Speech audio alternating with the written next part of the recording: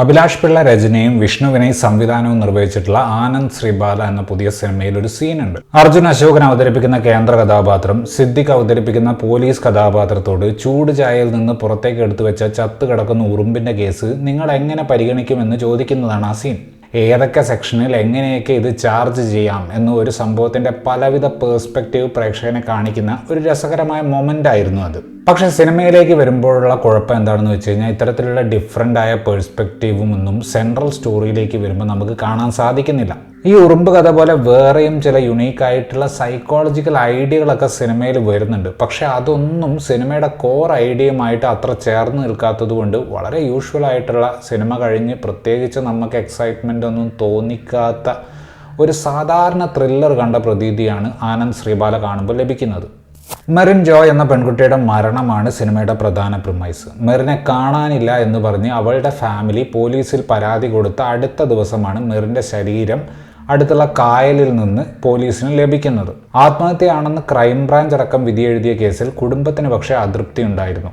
ശ്രീബാല എന്നൊരു TV journalist അവർ നടത്തുന്ന crime ഷോയിലേക്ക് ഈ ഒരു കേസ് കൊണ്ടുവരികയും അതിൽ ശ്രീബാലയെ സഹായിക്കാൻ പോലീസാകാൻ തയ്യാറെടുക്കുന്ന അവരുടെ കാമുകനായിട്ടുള്ള ആനന്ദ് വരികയും ചെയ്യുന്നു. ആനന്ദിൻ്റെ ഒറ്റയ്ക്കുള്ള അന്വേഷണത്തിൽ കണ്ടെത്തുന്ന കാര്യങ്ങളാണ് ആനന്ദ് ശ്രീബാല എന്ന ഈ സിനിമയിൽ നമ്മൾ കാണുന്നത്. തുടർന്ന് അങ്ങോട്ടുള്ള റിവ്യൂവിൽ ചിലപ്പോൾ ചില സ്പോയിലറുകൾ വരാൻ സാധ്യതയുണ്ട്. അതുകൊണ്ട് തന്നെ ആദ്യം പറയട്ടെ, സ്പോയിലർ അലേർട്ട്.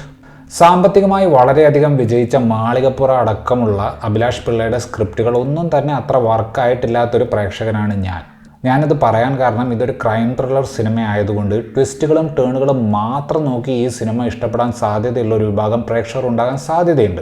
ആനന്ദ് ശ്രീബാലയിൽ നമ്മൾ കാണുന്ന പ്രധാന കേസിന് അതിനെ ചുറ്റിപ്പറ്റി എന്തോ നിഗൂഢതയുണ്ട് എന്ന് എസ്റ്റാബ്ലിഷ് ചെയ്യാൻ കുറച്ച് ബുദ്ധിമുട്ടാണ്. 2004 ഇറങ്ങിയ സേതുരാമയ്യർ CBI എന്ന സിനിമയിൽ ഈശോ എന്ന കഥാപാത്രം തന്നിൽ ആരോപിച്ചിട്ടുള്ള ഒരു കൊലക്കുറ്റം താനല്ല ചെയ്തത് എന്ന് പറയുമ്പോൾ അതിലെന്തായിരിക്കും സംഭവിച്ചത് എന്നറിയാൻ പ്രേക്ഷകർക്കൊരു ക്യൂരിയോസിറ്റി ഉണ്ട്. ഞാൻ നേരത്തെ പറഞ്ഞതുപോലെ അത്തരത്തിലുള്ളൊരു മിസ്റ്ററി മെറിൻ ജോയ് കേസിന് കിട്ടുന്നില്ല.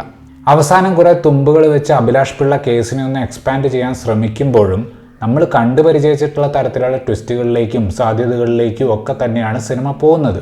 ആനന്ദും അമ്മ ശ്രീബാലയും തമ്മിലുള്ള കണക്ഷൻ ഓൺ പേപ്പർ സാമാന്യം ഇൻട്രസ്റ്റിംഗ് ആണെങ്കിലും സ്ക്രീനിലേക്ക് വരുമ്പോൾ കുറച്ചധികം നാടകീയമായി പോയിട്ടുണ്ട്. പ്രത്യേകിച്ച് അമ്മ കഥാപാത്രത്തിനെ കൊണ്ടുവരുന്നത് ഒരു മോട്ടിവേഷണൽ സ്പീക്കറിനെ പോലെയാണ്. ഇൻസ്റ്റാഗ്രാമിൽ കാണുന്ന ചില ചീസി ആയിട്ടുള്ള മോട്ടിവേഷൻ കോട്സിനേക്കാളും ഫ്ലാറ്റ് ആയിട്ടുള്ള പ്രചോദനമാണ് ശ്രീബാല മകന് കൊടുക്കുന്നത്. സംവിധായകൻ വിനയന്റെ മകനായിട്ടുള്ള വിഷ്ണു വിനയുടെ ആദ്യ സംവിധാന സംരംഭമാണ് ആനന്ദ് ശ്രീബാല. തന്നോടൊപ്പമുള്ള ടെക്നിക്കൽ ക്രൂവിന്റെ സഹായത്താൽ തിരക്കഥയുടെ ബ്രോഡ് സ്ട്രോക്ക് സ്വഭാവം കുറയ്ക്കാൻ വിഷ്ണുവിന് സാധിക്കുന്നുണ്ട്. പക്ഷേ കുറച്ചധികം മെലോഡ്രമാറ്റിക് ആയിട്ടുള്ള രംഗങ്ങൾ കൈകാര്യം ചെയ്യുന്നതിൽ ഇനിയും ശ്രദ്ധ പുലർത്തേണ്ടതുണ്ടെന്നാണ് കണ്ടപ്പോൾ തോന്നിയത്. അമ്മയും മകനുമുള്ള സെന്റിമെന്റ്സ് പറയുന്നതിനപ്പുറം ആ ഒരു ഇക്വേഷനെ കഥയിൽ ഫലപ്രദമായി ഉപയോഗിക്കാൻ അഭിലാഷ് പിള്ളയ്ക്കോ വിഷ്ണു വിനയ്ക്കോ സാധിക്കുന്നില്ല.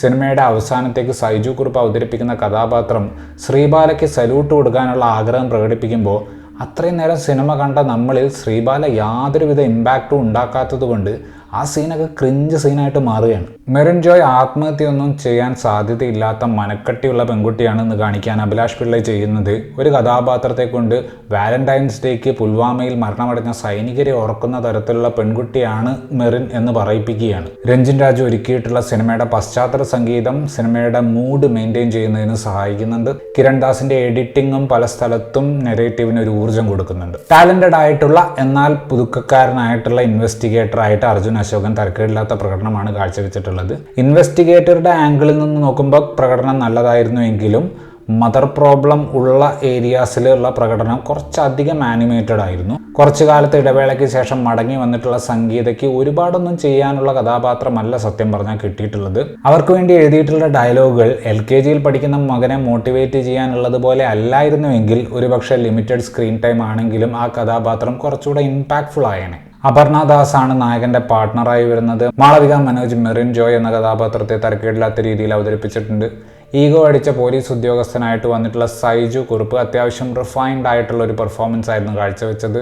സിദ്ദിഖ്, നന്ദു, ശിവദ, മനോജ് KU തുടങ്ങി മെറിൻ ജോയുടെ കാമുകനായി വരുന്ന ബാഷിദ് ബഷീർ അടക്കം ഒട്ടനവധി താരങ്ങൾ ഈ സിനിമയിൽ ഉണ്ട്. കുറെ കാലം മുമ്പ് ഷാജി കൈലാസ്, രഞ്ജി പണിക്കർ കാലഘട്ടത്തിൽ യഥാർത്ഥ സംഭവങ്ങളെ ബേസ് ചെയ്ത് വരുന്ന ഒരുപാട് ക്രൈം ത്രില്ലേഴ്സ് ഉണ്ടായിരുന്നു. കോടതിയുടെ പരിഗണനയിലുള്ളതോ ഇതുവരെ അന്വേഷണം പൂർത്തിയാവാത്തതോ ആയിട്ടുള്ള കേസുകളെ എടുത്ത് അതിൽ അവരുടേതായ ഇമാജിനേഷനിൽ ഒരു ക്ലൈമാക്സ് കണ്ടുപിടിക്കുന്ന പരിപാടിയായിരുന്നു ആ സിനിമകളിലൊക്കെ ഉണ്ടായിരുന്നത്. അത്തരത്തിലുള്ള സിനിമകൾ ഇന്നത്തെ കാലഘട്ടത്തിൽ ഓടും എന്ന് വിശ്വസിക്കുന്ന ആളാണ് നിങ്ങളെങ്കിൽ ആനന്ദ് ശ്രീബാല ഒരു പരിധിവരെ നിങ്ങളെ എൻ്റർടൈൻ ചെയ്യിക്കാൻ സാധ്യതയുള്ളൊരു സിനിമയാണ്. ഞാൻ ഈ സിനിമ വെറുക്കുകയോ ഇത് കണ്ട സമയത്തെക്കുറിച്ച് ഓർത്ത് റിഗ്രറ്റ് ചെയ്യുകയോ ഒന്നും ചെയ്തിട്ടില്ല. ഒരു ത്രില്ലറായിട്ട് കൂടി അതിൻ്റെ അത്യാവശ്യം പ്രഡിക്റ്റബിൾ ആയിട്ടുള്ള പാറ്റേൺ കാരണം തിയേറ്റർ വിട്ടിറങ്ങിയപ്പോൾ തന്നെ സിനിമയും എൻ്റെ മനസ്സിൽ നിന്ന് പോയി എന്ന നിലയിലുള്ള ഒരു സൃഷ്ടിയായിരുന്നു ആനന്ദ് ശ്രീബാല.